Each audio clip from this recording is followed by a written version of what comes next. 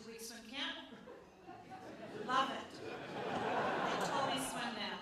So I'm going to go through a presentation that's way too long, but one of the things that I'm going to speak about, I want to everybody else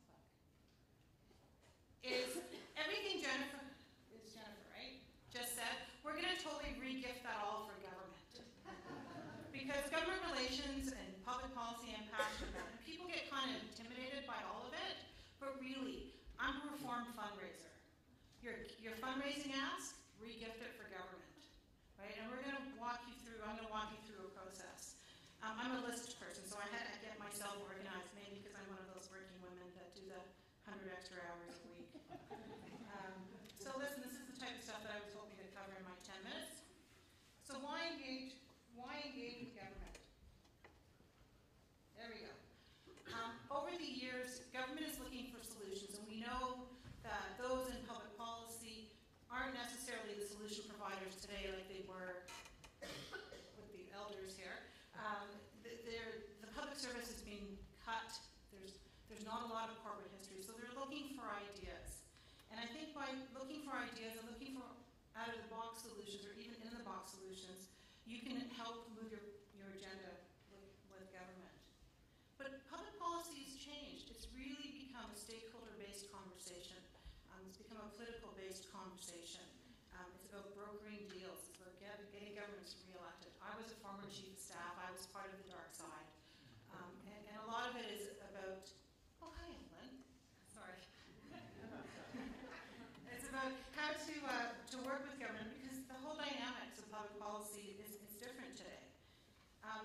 Just some terminology. Public policy is a set of ideas to put in practice, but government relations is about how to get you to implementation. And I love this first law of Ocean. It sort of says it all. And and there's in some communities, and I do a lot of training in the not-for-profit sector, because I find the private sector is very good at hiring me. Because the private sector kind of gets it, right? The private sector hire people in government relations for 2 reasons: greed and fear. Right? They hire me because they see money on the table that they want to have to expand their business. Or they see a government regulations that's going to shut down their business. Hence, a whole industry appears called government relations. I feel very passionately that those greed and fear, that public policy engagement needs to be really engaged with the not-for-profit community, and I think the Y is in an excellent position to influence public policy. So the fellow from the Monk Center who's going back to Ottawa is your best advocate. I mean, here's a person who worked in a cabinet, who understands how it works in Ottawa, and he tells a passionate story. Because at the end of the day, government relations and public policy, it's really about relationship building. And as a national organization, as somebody who touches the lives of so many Canadians, you probably have millions of relationships that you've forgotten about. That if you went back to people like myself and reminded me of the swim lessons when I was in government, it would be an aha moment. Because I would have an immediate understanding of who you are and what you do. Influencing public policy is building those relationships and then really being sort of surgical in how you go after decision makers. And it's not just the decision maker, it's not just Jim Flaherty, but you have to look at the greater universe. Who influences Jim Flaherty? Who does Jim Flaherty speak to? Does Jim Flaherty's kids go to the local Y in Whitby?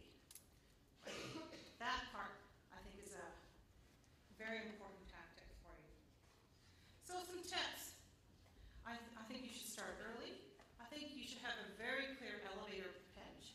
The same pitch you would give to a donor for a major gift to fund a major program, the same gift is the same ask you can take to government.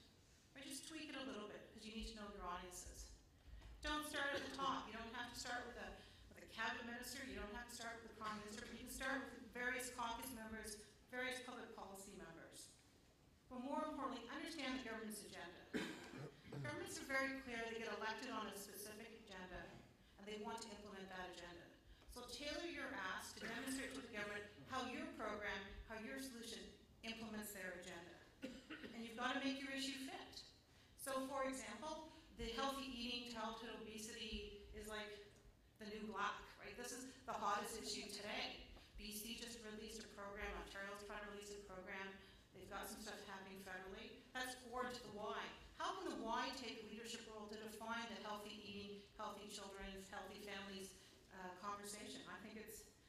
fantastic issue because it leverages your national scope. So, getting started. People are kind of overwhelmed by public policy. There's so many issues. Where should we start? I think it's really important that you identify sort of the low-hanging fruit. What are the key government priorities?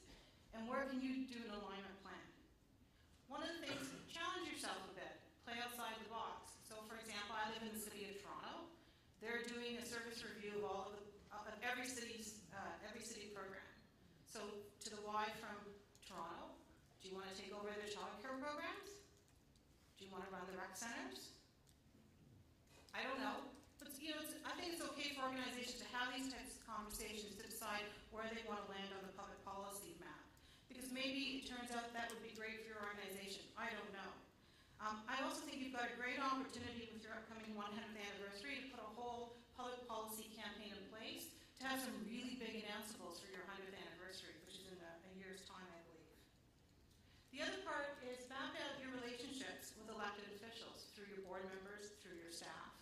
I sit on a number of boards right now, and I'll tell you, the board member is your greatest asset because a board member, when I worked at the Toronto Community Foundation, we weren't a known organization, but we had some pretty swanky board members who gave us instant credibility with government, who gave us instant credibility with MPPs, who could get the meetings when we couldn't.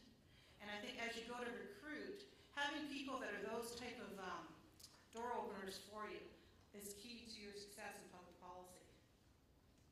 So this is what I'm going to go through in my workshop this afternoon. I also have a list. I have 7 steps for effective public policy. And I'll go through each of the details of the session. So this is my shameless teaser. But let me conclude early, because I know I'm standing between the end of my presentation and lunch. I feel passionate that organizations need to be engaged in public policy conversations, whether it's government relations, whether it's lobbying, whether it's advocacy. It's okay to be a lobbyist. It's okay to be a lobbyist for a good cause, because at the end of the day, you're going to change. You can see the real results. And I think by doing so for organizations, if you can show results with government, you can then take that same result and go to a donor and say, look what I've done because of your work. And leverage that government decision to get more donations out of a major gift donor to go back to government, right, and keep moving that system along.